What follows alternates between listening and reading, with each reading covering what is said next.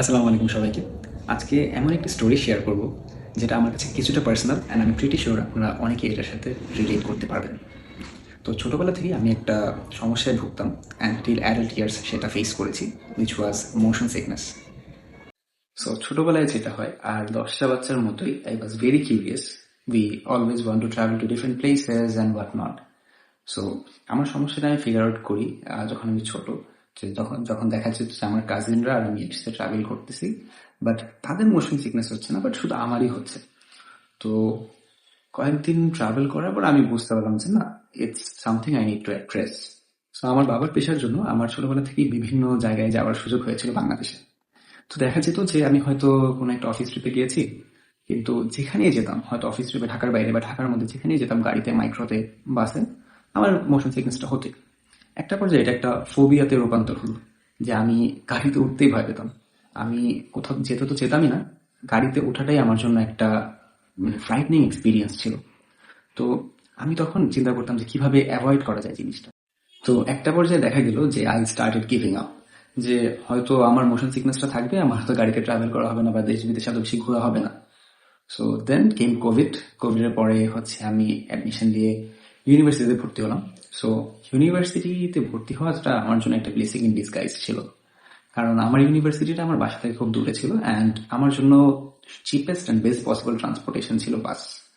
So বাসে initially যখন আমি ট্রাভেল করতেছিলাম, তখন আমার ইনিশিয়ালি থট ছিল যে কিভাবে ট্রাভেল করবো প্রতিটা দিন, 2 ঘন্টা 2 ঘন্টা করে 4 ঘন্টা ট্রাভেল, আমি তো শেষ। সো তখন আমার ব্যাক অফ দ্য মাইন্ড একটা জিনিস কাজ করতো, যখন আমার মোশন সিকনেস ছিল ছোটবেলায়, মুরব্বীরা সবসময় বলতো যে যত বেশি গাড়িতে উঠবা, যত বেশি বাসে উঠবা, তত তাড়াতাড়ি ঠিক হবে। তখন আমি মনে মনে বলতাম যে গাড়িতে একবার উঠতে তো কেমন লাগে, বারবার কিভাবে উঠবো। তো যখন আমি ট্রাভেল করা শুরু করলাম, আমি অ্যাকচুয়ালি ডেলভ ইন করলাম যে কেন এটা হয় and how do I fix this. So আমি গুগল করলাম, অ্যান্ড গুগল করার ফলে I found some techniques that help me within 1 year to overcome it totally. So আমি যদি একদম শুরু থেকে শুরু করি অ্যান্ড বোঝার চেষ্টা করি যে অ্যাকচুয়ালি মোশন সিকনেস কেন হয়। তো মোশন সিকনেসটা আসলে একটা আমাদের ভেস্টিবিউলার সিস্টেমের ইমব্যালেন্স। সো আমাদের বডি মেইনলি ব্যালেন্স হয় তিনটা অর্গানের থ্রুতে: চোখ, ears and our muscles and joints. কিন্তু মেইন আমাদের ব্যালেন্সিং অর্গানটা হচ্ছে আমাদের ear, and more specifically the inner part of our ইয়ার।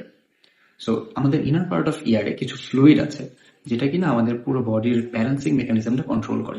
তো বেসিক্যালি যখন আমরা একটা গাড়ি বা বাসে ট্রাভেল করি, যেখানে আমরা একটা কনস্ট্রেইন স্পেসের মধ্যে থাকি অ্যান্ড শুধু সামনে আর সাইডে দেখতে পারি, কিন্তু আমরা যখন একটা গাড়িতে থাকি বা বাসে থাকি, আমাদের গাড়িটা কিন্তু মুভ করতে থাকে, বাট আমাদের বডি ইজ অ্যাট রেস্ট।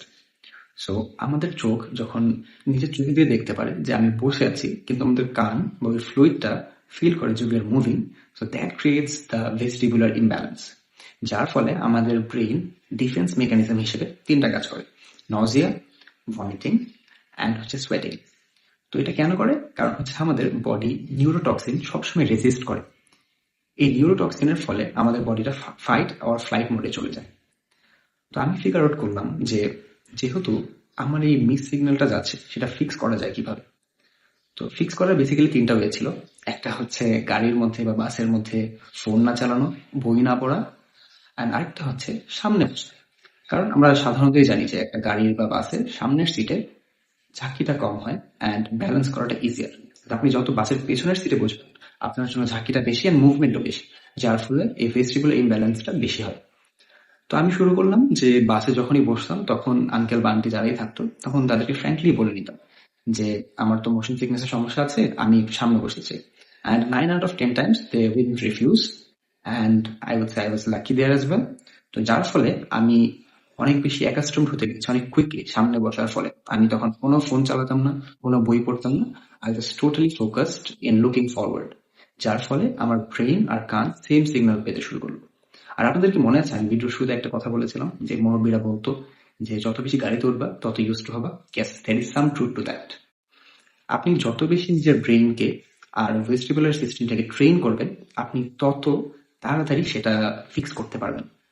আমরা মোশন সিকনেস কিন্তু বড় হয়ে হঠাৎ করে পাই না, আমরা ছোটবেলা থেকেই পাই। কারণ হচ্ছে আমরা যখন ছোট থাকি, আমাদের ভেস্টিবুলার সিস্টেম অনেক আন্ডার ডেভেলপ থাকে। সেটা আস্তে আস্তে ট্রেন করে বড় করতে হয়, বেটার করতে হয়। সো যার ফলে দেখা যায় যে অনেকে মোশন সিকনেসটা ন্যাচারালি কিওর করে ফেলে বড় হওয়ার সাথে সাথে। বাট যারা আমার মতো সমস্যায় ভুগছিলেন যে বড় হওয়ার পরেও ফিক্স হচ্ছিল না, তাদের জন্য এই কিছু টেকনিক। সো ফার্স্টলি গাড়ির সামনে বসা, গাড়িতে কোনো ধরনের ফোন বা ডিভাইস না চালানো বা বই না পড়া, যাতে আপনি সবসময় সামনে বা সাইডে ফোকাস থাকে, যাতে আপনার কান আর চোখ সেম সিগন্যাল পায় অ্যান্ড ব্রেইনটা সবসময় একটা নর্মাল মোডে থাকে। থার্ড অফ অল, আপনি কোনো গাড়িতে বা কোনো যানবাহনে ওঠার আগে হেভি কিছু খাবেন না, অয়েলি কিছু খাবেন না যেটা ডাইজেস্ট করতে বেশি সময় লাগে। অ্যান্ড ফোর্থলি বা ফাইনালি, আপনি চেষ্টা করবেন যত পারা যায় গাড়ি বা বাসে বা যে কোনো ক্লোজ যানবাহনে ওঠার। হ্যাঁ, প্রথম দিকে অনেক খারাপ লাগবে, হয়তো মোশন সিকনেস হবে 2-3 বার, বাট আপনি চিন্তা করবেন এটা একটা ইনভেস্টমেন্ট হিসাবে।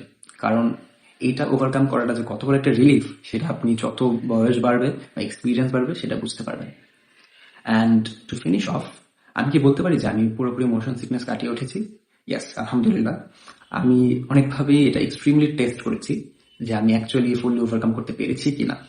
সো দেখা যেত যে আমার মাইক্রোতে সবচেয়ে বেশি খারাপ লাগতো, তো আমি মাইক্রোতে চেষ্টা করেছি ফোন চালানোর বা বই পড়ার, and it was completely fine.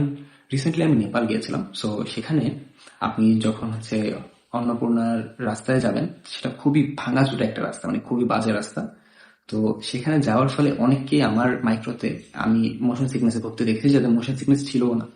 কিন্তু throughout the period, initially I close my eyes for the first 1 hour. যখনই আমার ব্রেন একটা স্টেবল স্টেটে চলে গিয়েছে অ্যান্ড ব্যালেন্সটা আমি মেনটেন করতে পেরেছি, আমি 7 ঘন্টা জার্নি কোনো হিকআপ ছাড়াই পার করেছি। অ্যান্ড উইথ দ্যাট আমি মনে করি যে yes, it's ongoing process, you can always improve, but once you train it you become really good at it. So এটা তো শেয়ার করলাম আমার পার্সোনাল একটা স্টোরি। আমি পার্সোনালি চাবো যে আপনারা নিজেদের এই ফিয়ারটা ফেস করেন অ্যান্ড আপনারাও আমার মতো এই সমস্যাটা কাটিয়ে ওঠেন as soon as possible. Till then, see you in the next video and Ramadan Mubarak.